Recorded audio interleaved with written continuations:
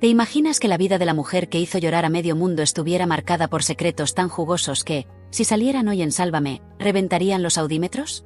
¿Y si te dijera que la imagen de la novia de España, esa Rocío Dúrcal que todos recordamos con voz de ángel, fue en realidad una tapadera perfecta para esconder un pasado de pasiones prohibidas, peleas familiares y amores platónicos que casi le cuestan la carrera?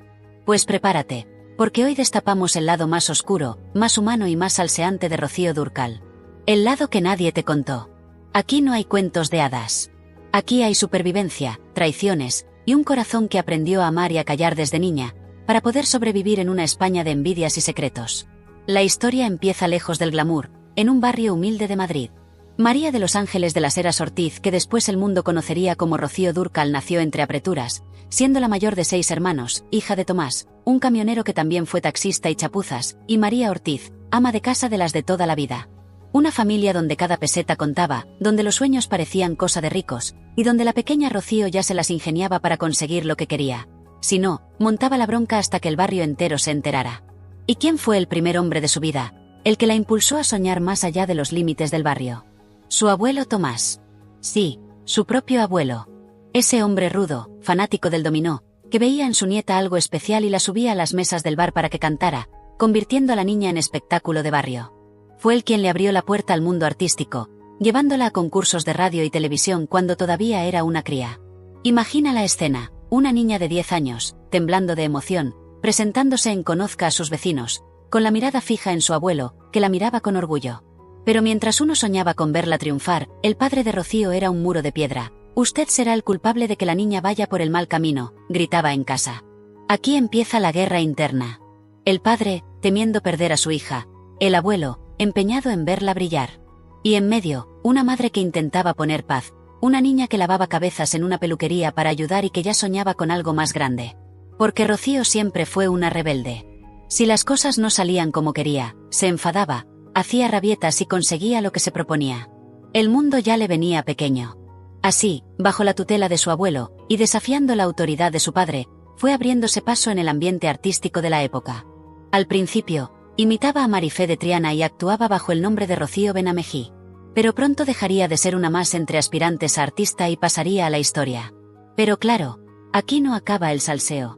En cuanto la niña empezó a despuntar en los concursos, apareció en escena José Luis Uribarri, el gran presentador y cazatalentos de la tele española. Y aquí llega el primer gran escándalo silencioso. Uribarri, mucho mayor, se queda fascinado con Rocío. Hablamos de un amor platónico intenso, un enamoramiento que él mismo reconoció después en entrevistas. Uribarri veía en Rocío algo más que una voz dulce. Le gustaba su desparpajo, su inteligencia, su forma de mirar el mundo. Y aunque la diferencia de edad hacía imposible cualquier relación normal, entre ambos nació una conexión que, en otros tiempos, habría hecho temblar los platós. La prensa, claro, lo sabía, pero nadie se atrevía a hablar. Rocío también sentía una mezcla de admiración y mariposas en el estómago, ese primer subidón que nadie olvida. Pero el padre de Rocío, que veía el peligro, plantó barricadas y casi rompe la familia por ese amor imposible. Y por si faltaba morbo, entra en escena Luis Sans, el hombre que cambiaría su destino. Cazatalentos, productor, y con un olfato brutal para crear estrellas. Fue Sans quien le puso el nombre de Rocío Dúrcal, eligiéndolo al azar en un mapa y sellando la leyenda.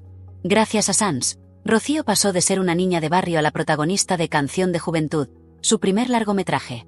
El éxito fue inmediato, la prensa la llama jovencita prodigio, aunque ella siempre renegó de esa etiqueta, asegurando que las niñas prodigio son las que tocan el violín como Mozart. Yo solo quería dormir en un colchón decente y cantar para que mi familia pudiera tener un coche. Parte de su primer sueldo fue para comprar ese colchón de borra, y otro tanto para que el padre tuviera un Seat 1400. Era generosa, pero ya sabía negociar y buscar su propio beneficio. A los 16 años, Rocío no solo era una estrella, sino también la responsable de su familia. Debía estudiar inglés, recibir clases de canto y baile, viajar sin parar y aprender a moverse en un mundo de adultos que la miraban como a una joya en bruto. El éxito, como siempre, tenía un precio. En casa seguían los choques, el abuelo empujando para que siguiera, el padre frenando por miedo y la madre de árbitro. Pero mientras tanto, la prensa solo veía a la novia de España, la voz angelical. Nadie hablaba de la guerra fría que había en casa, ni de las presiones que la joven Rocío sentía. Aprendió rápido a callar, a fingir que todo estaba bien y a tragarse las lágrimas. El éxito es peligroso cuando olvidas quién eres, diría años después. Y por debajo, los amores secretos bullían. La relación con Uribarri, tan imposible como intensa, seguía dejando cicatrices. Nadie se atrevía a hablar, pero los rumores volaban entre los pasillos de TVE y las peluquerías de barrio. La Rocío de la tele era una imagen, pero la Rocío de verdad era carne y hueso, pasión reprimida y deseo de libertad. Había aprendido demasiado joven que la vida no era de color de rosa. Aquí arranca la auténtica telenovela. Celos familiares, alianzas rotas, traiciones sutiles, y una niña que, desde la adolescencia, ya tenía que elegir entre el deber y el deseo. Cuando entraron en escena los miembros de Los Brincos, especialmente Juan Pardo y Antonio Morales Jr., el tablero del amor y la traición ya estaba listo. Lo que parecía una historia de éxito era, en realidad, la antesala de un triángulo amoroso y de un torbellino sentimental que marcaría para siempre a Rocío Dúrcal. ¿Listo para el escándalo? Porque lo que viene es oro puro. Un triángulo imposible, una carta de amor entregada por error, una boda relámpago, y las primeras heridas sentimentales que ni la fama, ni los discos de oro, pudieron curar. Quédate pegado, porque el lado oculto de Rocío Dúrcal, la verdadera reina de las rancheras, acaba de empezar a desvelarse. ¿Quién podría imaginar que la dulce y angelical Rocío Dúrcal, la estrella que parecía intocable y perfecta en cada aparición pública, escondía tras esa sonrisa de portada un verdadero terremoto de pasiones? Lo que nadie supo entonces, y hoy solo se murmuran los mentideros del corazón, es que el salto de Rocío de niña prodigio a mujer hecha y derecha fue una auténtica película de celos, traiciones y amores imposibles. Porque si algo tuvo la vida de Rocío, además de éxito y trabajo, fueron hombres que le robaron el sueño y el corazón, amigos que la traicionaron, cartas que jamás debieron entregarse, y un flechazo tan inesperado como devastador. La historia, como toda buena novela, empieza con un grupo musical que revolucionaba el pop español, Los Brincos. Para una chica madrileña, en pleno boom de los 60, no había mayor símbolo de modernidad que enamorarse de un músico. Rocío los admiraba como fan, se sabía de memoria todas sus canciones, pero lo que el público ignoraba es que, en el backstage, se cocía un triángulo tan peligroso que aún hoy da para susurros y leyendas. Fue en 1965, entre bambalinas y camerinos, cuando Rocío se cruzó con Juan Pardo, uno de Los Brincos, el chico guapo y carismático que tenía medio país rendido a sus pies. Juan no tardó en fijarse en la actriz, y tampoco en invitarla a una copa. Allí, entre canciones y copas de vino barato, nació el primer romance serio de Rocío. Él era divertido, la entendía, compartían la misma pasión por la música y el mismo cansancio por los focos y el postureo. Era, en apariencia, la pareja ideal. Y claro, la prensa, siempre al acecho, los convirtió en portada y en modelo de juventud. Pero el salseo estaba a punto de explotar, porque en el entorno de Rocío y Juan había otro nombre. Antonio Morales, más conocido como Junior, también músico, también guapo, pero de origen filipino y con ese aire de misterio que tanto atraía en los años 60. Y atención, porque Junior era compañero de grupo de Juan, y además, le gustaba a una amiga de Rocío. Pero claro, las pasiones no entienden de lealtades ni de reglas. Al principio, Rocío veía a Junior como un amigo. Incluso creía que su tipo de mujer era otra, más exótica, más sofisticada, como Marisol. Rocío, según decía, se sentía demasiado ordinaria para el gusto de Junior. Pero cuando el destino se cruza, ni la amistad ni las convenciones pueden evitar lo que está por venir. Porque el primer gran giro de guión lo marca una carta. Juan, después de la ruptura, escribió una carta desgarradora a Rocío, suplicando una segunda oportunidad. ¿Y quién se encargó de entregar la carta? El propio Junior. Y ahí, en ese gesto, se coló el destino. Rocío, en vez de derretirse de nuevo por Juan, sintió una oleada de sentimientos hacia Junior, como si de repente viera el verdadero amor de su vida frente a sus narices. Una escena de película, pero con lágrimas y tensión real. Rocío, sin dudar, se le declaró a Junior: «Estoy enamorada de ti, te quiero». Y Junior, que parecía frío, que decía que Rocío no era su tipo, se quedó mudo. La respuesta, después de unos segundos de infarto, fue el primer beso de una relación que ya nunca tendría marcha atrás. Lo que vino después fue un torbellino. Rocío y Junior se convirtieron en la pareja que todos querían imitar y todos envidiaban.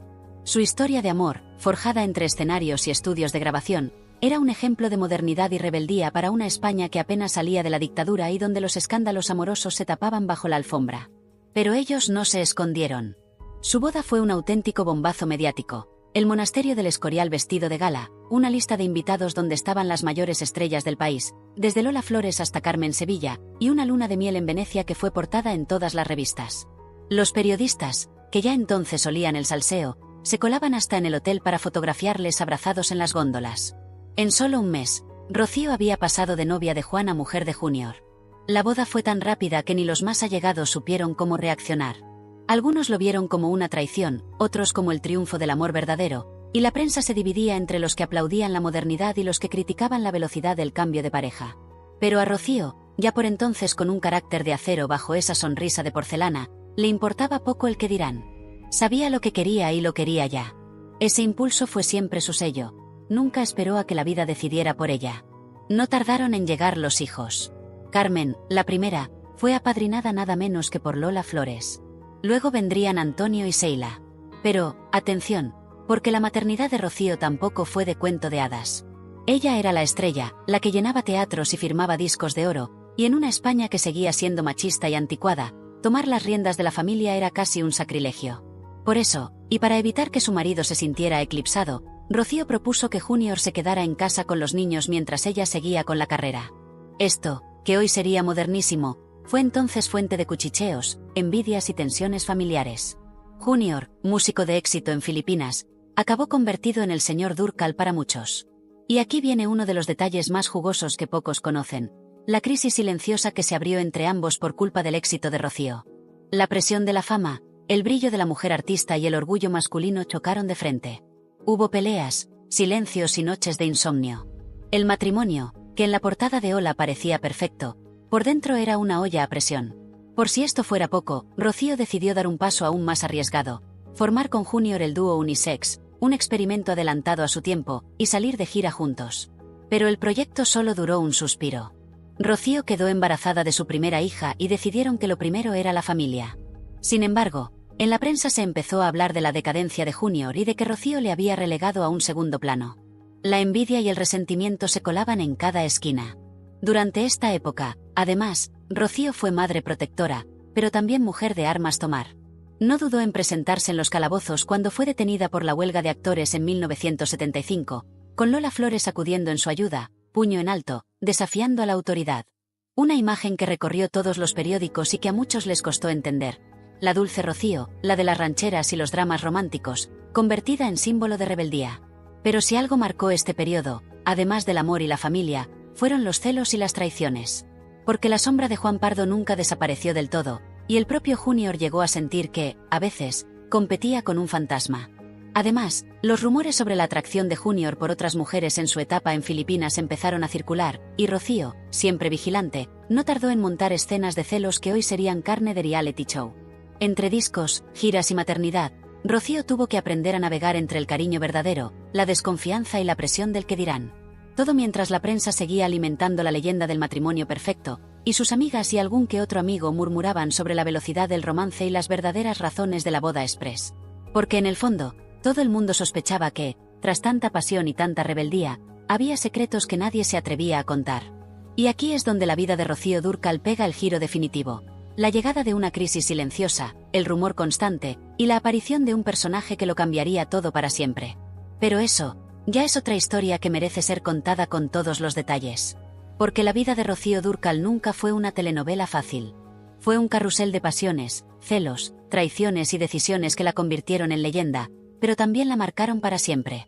Si algo aprendió Rocío Dúrcal de la vida, es que cada vez que crees que todo está en orden, la tormenta acecha tras la puerta. Y en su historia, la mayor de todas las tormentas llegó justo cuando parecía que había alcanzado la cima.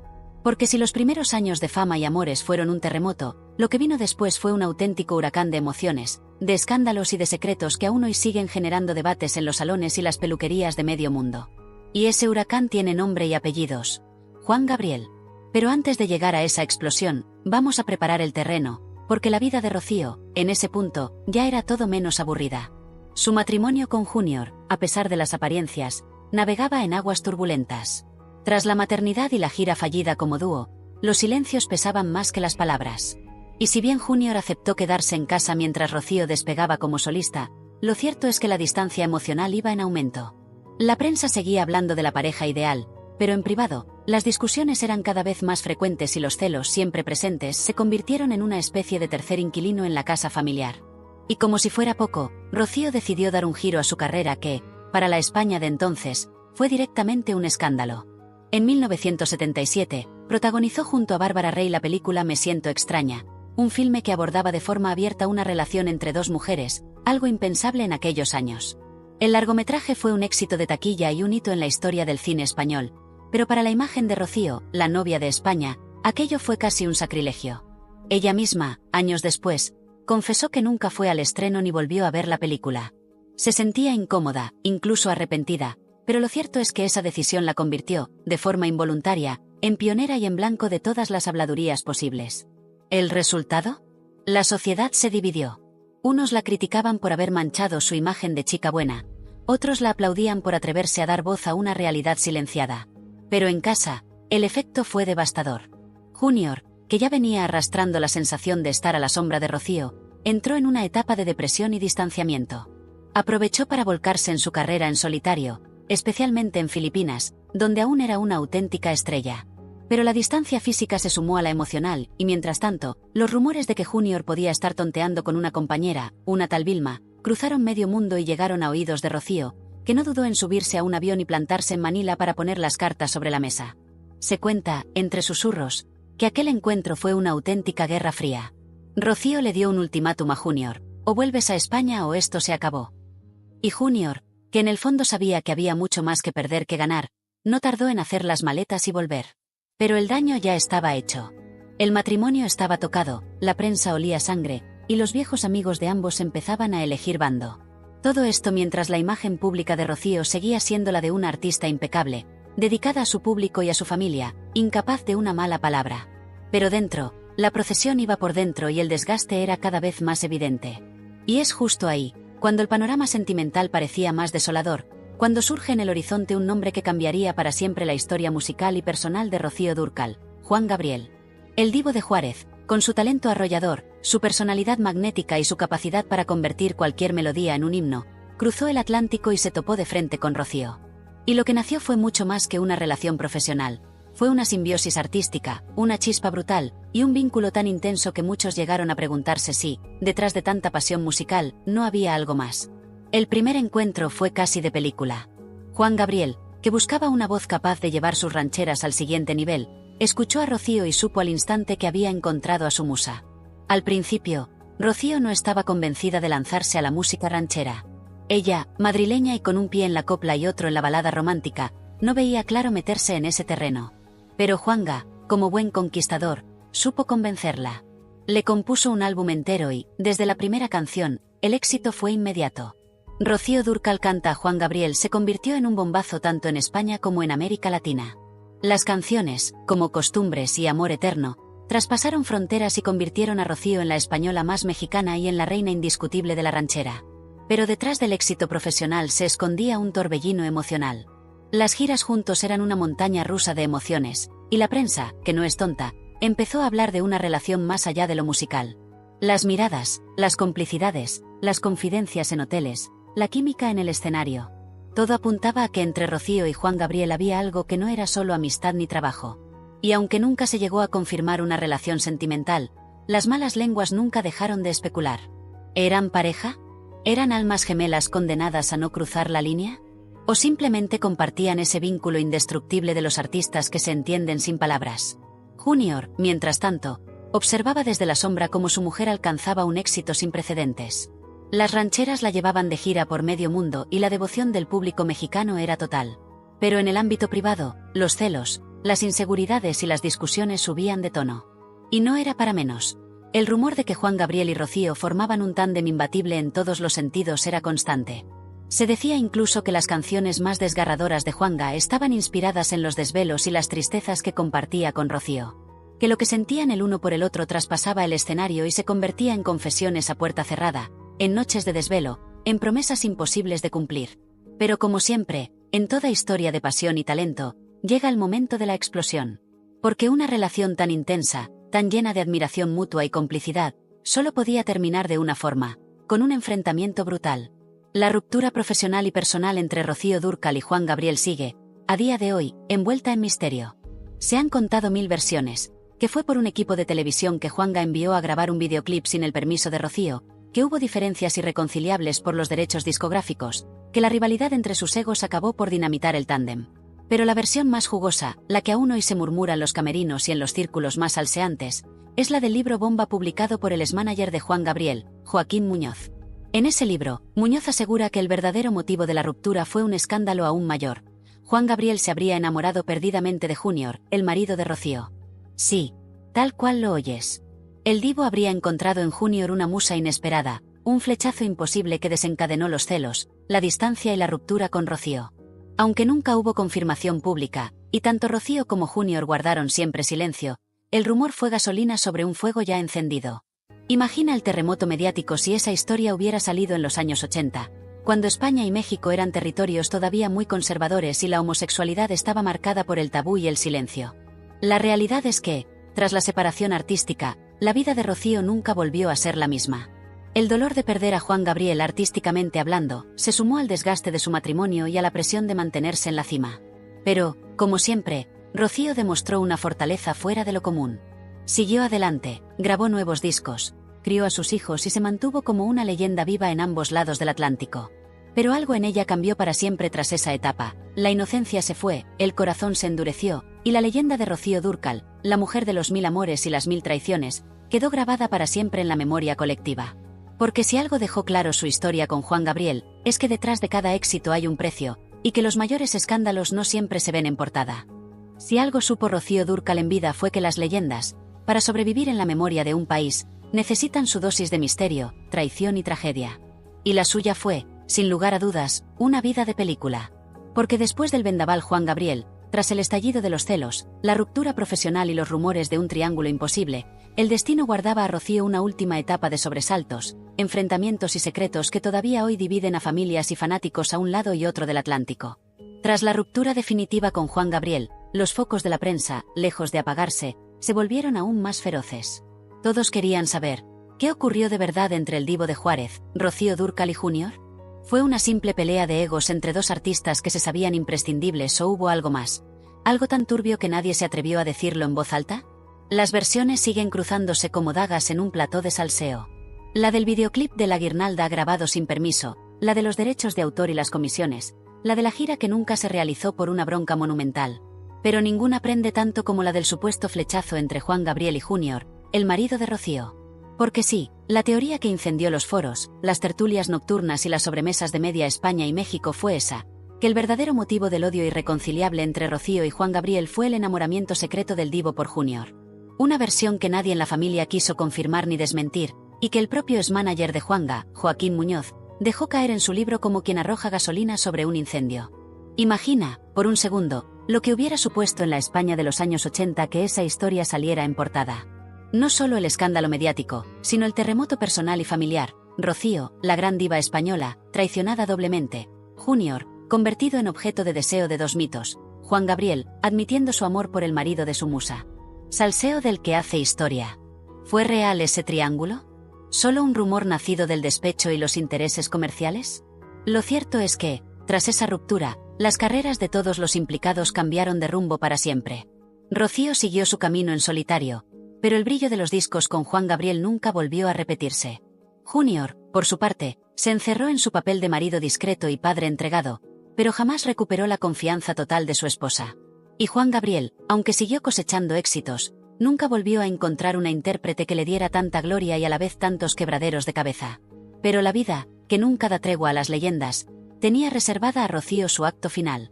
Ya convertida en una diosa de la canción, respetada y querida a ambos lados del océano, la cantante empezó a notar los primeros síntomas de lo que sería su gran batalla final, el cáncer. En 2001, tras años de giras, premios y éxitos, Rocío fue operada en Houston para frenar el avance de una enfermedad que, pese a su fortaleza, acabaría por doblegarla. Pero ella, lejos de rendirse, decidió pelear hasta el último suspiro. Suspendió la promoción de su último disco, Alma Ranchera, pero jamás perdió el contacto con sus fans, ni el coraje de mirar a la vida y a la muerte de frente. En ese tramo final, la familia fue su refugio y también su último escenario de polémica. Porque si algo dejó claro su vida sentimental es que la felicidad, en los clanes artísticos, siempre va de la mano de la tormenta. Los hijos, Carmen, Antonio y Saila, se convirtieron en su apoyo fundamental. Pero hasta en los últimos días, el fantasma de los celos, las rencillas y los secretos nunca se fue del todo. La prensa especuló hasta el agotamiento sobre posibles herencias, testamentos y desencuentros familiares. Los periodistas del corazón buscaban cualquier gesto, cualquier palabra fuera de lugar, para alimentar la narrativa de una familia dividida por la fama y la tragedia. Y si de tragedia hablamos, hay un dato que muchos desconocen y que, sin embargo, cambió para siempre la percepción que la gente tiene de Rocío. Su última gran pelea, ya en plena enfermedad, no fue ni con Juan Gabriel ni con Junior, sino con su propio círculo íntimo. Dicen que hubo discusiones terribles sobre cómo gestionar el legado, sobre el uso de su imagen, sobre el control de los derechos de sus canciones. Dicen que, en algunos momentos, Rocío llegó a sentirse tan sola y traicionada como cuando, años atrás, vio cómo su matrimonio y su amistad con Juanga se hacían añicos en los platós de medio mundo. Y es que el precio de la fama, para las mujeres fuertes como Rocío, siempre es alto. Por un lado, la admiración de millones, los homenajes, los discos de oro, los mariachis a los pies y el título de reina de las rancheras. Por otro, la presión constante, la obligación de sonreír mientras por dentro se resquebraja todo, los cuchicheos sobre su vida privada, los rumores de infidelidad, de relaciones prohibidas, de amantes secretos, de traiciones silenciosas. ¿Quién podía resistir tanto? Pero si algo define a Rocío Dúrcal es la dignidad. Incluso en los momentos más duros, cuando la enfermedad la dejaba sin fuerzas, ella seguía siendo la señora que nunca bajaba la mirada, la artista que jamás se dejó humillar en público. Ni siquiera cuando, en el cenit del escándalo con Juan Gabriel, la prensa mexicana intentó enfrentarla a su excompañero en directo. Rocío mantuvo la compostura y el silencio. Prefirió guardar sus verdades para la intimidad, antes que alimentar el circo del salseo mediático. Pero ese silencio, lejos de calmar las aguas, no hizo más que aumentar el morbo. Cada vez que alguien calla, las lenguas se afilan. El final de Rocío fue, como su vida, una mezcla de drama, dignidad y escándalo. Murió en 2006, a los 61 años, en su casa de Torrelodones, arropada por su familia pero rodeada de polémicas que ni la muerte pudo enterrar. El entierro, multitudinario, fue el último homenaje público a una mujer que, sin quererlo, se había convertido en icono y mártir de una generación. Pero incluso allí, los murmullos seguían. ¿Quién heredaría sus derechos? ¿Por qué no se reconciliaron nunca Rocío y Juan Gabriel? ¿Qué papel jugaron realmente Junior y los hijos en sus últimos años? Y entonces llegó el juicio final del salseo, ese que nunca tiene testigos ni actas, pero que todos celebran en privado. Los que la adoraban decían que Rocío fue una víctima, de la industria, de los egos masculinos, de una sociedad que nunca le perdonó romper moldes. Los que la criticaban aseguraban que era dura, calculadora y que su imagen de mujer reservada escondía una inteligencia feroz para salir siempre airosa, incluso de los escándalos más graves. La verdad, como siempre, quedó en manos del público. De los que siguen escuchando Amor Eterno en cada despedida, de los que recuerdan sus películas en blanco y negro, de los que vivieron en primera persona sus conciertos con Juan Gabriel, de los que todavía debaten en los foros de internet si lo de Junior y el Divo fue amor, celos o puro teatro. En el fondo, el mayor escándalo de Rocío Dúrcal es que su vida fue mucho más real, más humana y más apasionada de lo que nunca se atrevieron a contar en la prensa rosa. Y ese es el verdadero salseo, el que sigue vivo años después de su adiós, el que todavía genera lágrimas, debates y enfrentamientos familiares. Porque, aunque pasen los años, nadie ha conseguido ocupar el lugar de Rocío Dúrcal en el corazón de los fans, ni en el panteón de los mitos españoles. Su voz, sus secretos, sus traiciones y sus amores seguirán retumbando mientras haya alguien dispuesto a escuchar una verdad incómoda. Y lo que nunca pudieron arrebatarle, ni el cáncer, ni los celos, ni los hombres de su vida, fue ese brillo único, esa dignidad y ese misterio que solo poseen las leyendas de verdad. Y ahora sí, salseadores, llegamos al final de este viaje brutal por la vida y los secretos de Rocío Dúrcal. Si te ha sorprendido la verdadera historia detrás de sus romances, las traiciones, los celos y el salseo que ni la prensa rosa se atrevió a contar, es tu momento de dejar huella. Déjame tu opinión en comentarios. ¿Te esperabas todo este salseo oculto en la vida de Rocío? ¿Te crees la versión del supuesto romance prohibido entre Juan Gabriel y Junior? ¿O piensas que todo fue puro morbo de la prensa? ¿Y cuál es la canción de Rocío que más te llega al alma? Quiero leer vuestras historias, vuestras dudas y vuestros recuerdos.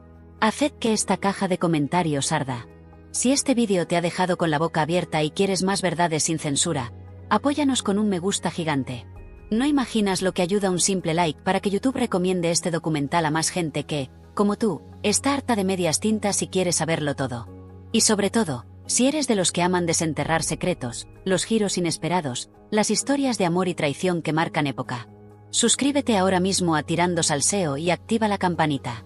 Así no te perderás ni un solo capítulo de los documentales prohibidos que aquí nos atrevemos a sacar a la luz.